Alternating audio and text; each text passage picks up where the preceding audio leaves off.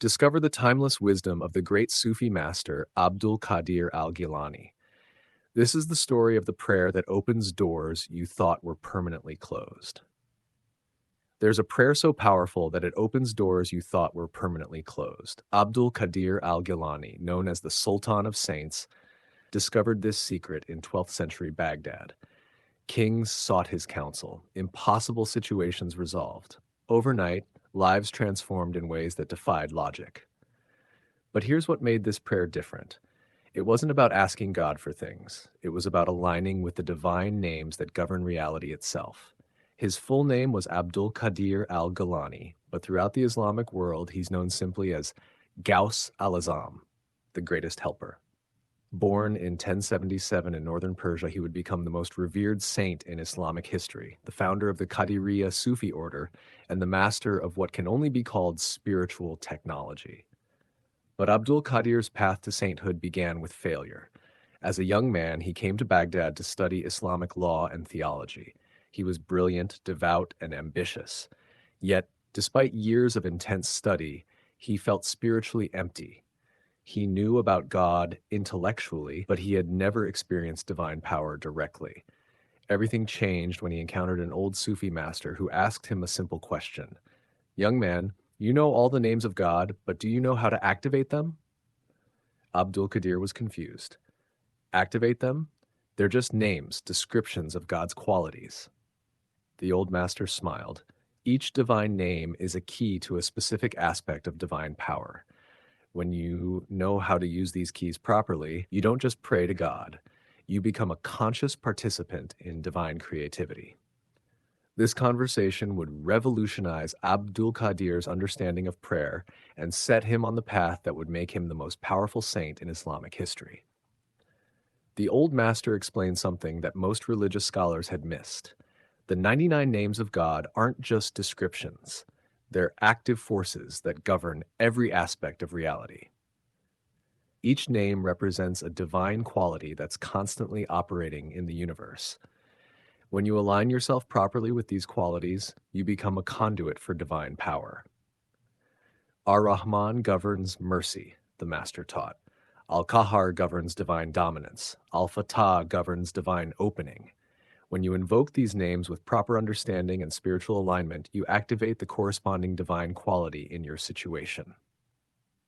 Abdul Qadir spent the next several years learning what he would later call the science of divine names.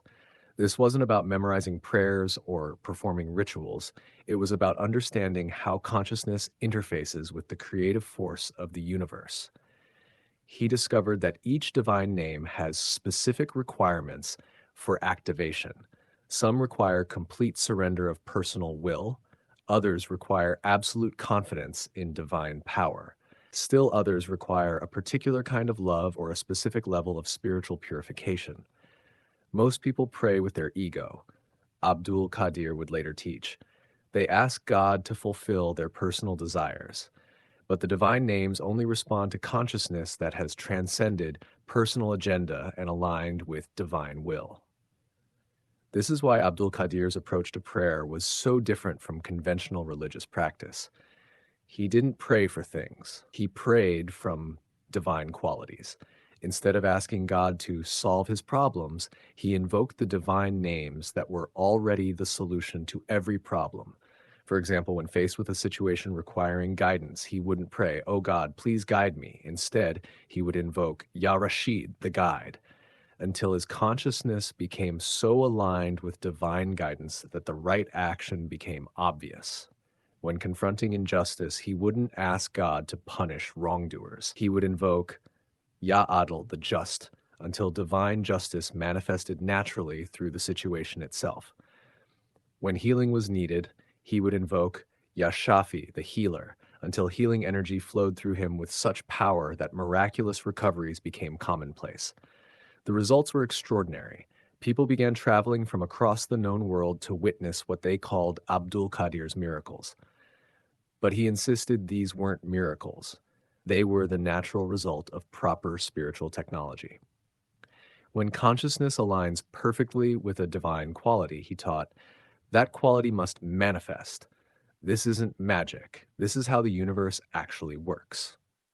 But here's where Abdul Qadir's teaching becomes practical for modern seekers. He developed specific methods for achieving this alignment. The key, he discovered, lay in understanding what he called the 3 levels of invocation. The first level is verbal repetition. You repeat a divine name with your tongue, focusing your mind on its meaning. This creates initial resonance with that divine quality, but it's just the beginning. The second level is heart absorption. You repeat the name until it moves from your mind into your heart. At this level, you begin to feel the quality the name represents. If you're invoking Ar-Rahman, the merciful, you actually begin to feel divine mercy flowing through you. The third level is essence identification. You continue until the boundary between yourself and the divine quality dissolves completely. You don't just feel mercy, you become a manifestation of divine mercy. You don't just experience guidance, you become a channel for divine guidance. At the third level, Abdul Qadir taught, you are no longer invoking the divine name. The divine name is invoking itself through you. This is when the impossible becomes possible. When consciousness completely aligns with the divine quality, that quality expresses itself through your circumstances with unlimited power. Abdul Qadir gave a specific example. If you invoke Al-Fatah, the opener, until you reach the third level, every door that needs to open will open. Not because you force them to open, but because divine opening is now expressing itself through your entire situation. But Abdul Qadir made a crucial distinction. This isn't about manipulating God to get what you want. It's about discovering what God wants to express through you, then becoming a perfect channel for that expression. The secret, he said, is that God is already trying to express every divine quality through every situation. Most people block this expression with their ego-driven agendas. The saint removes these blocks and becomes transparent to divine will. This is why Abdul Qadir could say something that sounds impossible. Every prayer is answered before you pray it. Divine qualities are already present in every situation. Prayer simply aligns you with what's already there. During his 40 years of teaching in Baghdad, Abdul Qadir documented hundreds of cases where this approach produced what appeared to be miraculous results. Incurable diseases healed, impossible debts forgiven, enemies became friends overnight, hopeless situations transformed completely. But he insisted the real miracle wasn't the external change. It was the internal transformation that made such changes inevitable. When you align with divine qualities, he taught, you don't just change your circumstances. You become a different person, one through whom divine will flows naturally. He developed specific practices for working with different divine names based on the type of situation you're facing. For situations requiring mercy, he taught intensive invocation of Ar-Rahman combined with acts of kindness until your heart became so soft that divine mercy flooded through you to everyone around you. For situations requiring strength, he prescribed invocation of al-Qawi, the strong, while engaging in acts of courage until divine strength became your natural state. For situations requiring provision, he recommended invoking Ar-Razak, the provider, while practicing absolute trust in divine abundance until worry about material needs became impossible. But Abdul Qadir's most powerful teaching was about Ya Latif, the gentle, the subtle. He discovered that this name has the power to open pathways that human planning could never create. Al-Latif, he taught, governs the realm of impossible possibilities. When you invoke this name with complete surrender, solutions appear that your mind could never have imagined. He told the story of a man who came to him drowning in debt, facing prison with no apparent way out. Abdul Qadir taught him to invoke Ya Latif each morning while walking and surrendering all attachment to how the situation could be resolved.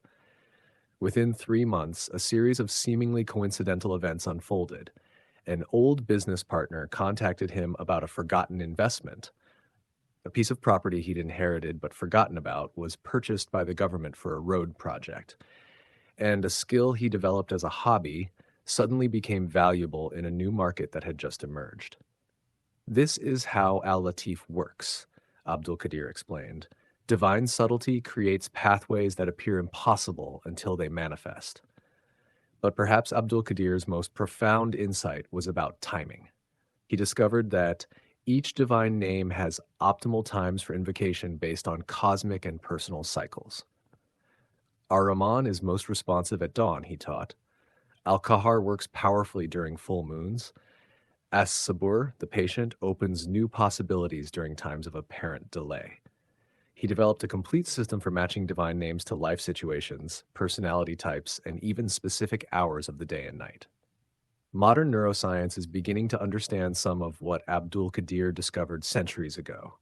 Research shows that repetitive prayer and meditation create measurable changes in brain structure, particularly in areas associated with compassion, focus, and stress reduction. But Abdul Qadir's insights go far deeper than neuroscience. He understood that consciousness itself is creative, and that when consciousness aligns perfectly with divine qualities, it becomes a transformative force in the world. Near the end of his life, Abdul Qadir summarized his teaching in a way that reveals its ultimate secret. The divine names are not separate from you. They are the deepest truth of what you are. When you invoke a divine name properly, you are not calling upon something external. You are awakening a divine quality that has always been present in your essential nature. God has 99 names, he said, because humans have the capacity to manifest 99 divine qualities. The purpose of life is to discover which divine qualities want to express themselves through your unique form of consciousness. This is why Abdul Qadir's method of prayer was so effective. He wasn't trying to convince God to change divine will. He was discovering divine will and becoming its perfect expression. When you know which divine quality wants to manifest through your situation, he taught, and you invoke the corresponding name until you become transparent to that quality, the impossible becomes not just possible, but inevitable. The prayer that opens impossible doors isn't about the words you say. It's about the consciousness you become. When you align completely with divine qualities, reality reshapes itself around your spiritual state. Abdul Qadir's final teaching was the simplest and most profound. Stop asking God for things. Start asking God what divine quality wants to express itself through you. Then invoke the corresponding name until you become that quality in human form. The door that seems impossible to open, he whispered to his students in his final days, is always open from the inside. The key has always been in your hand. The divine names are simply reminders of who you really are. This is the secret of the prayer that opens impossible doors. It doesn't change God's mind, it reveals God's heart. And God's heart, abiding, always providing, always guiding, always healing. The only question is whether you're aligned enough to let these divine qualities flow through you. When you are, every door that needs to open opens, not through force, but through the irresistible power of divine love expressing itself as your life.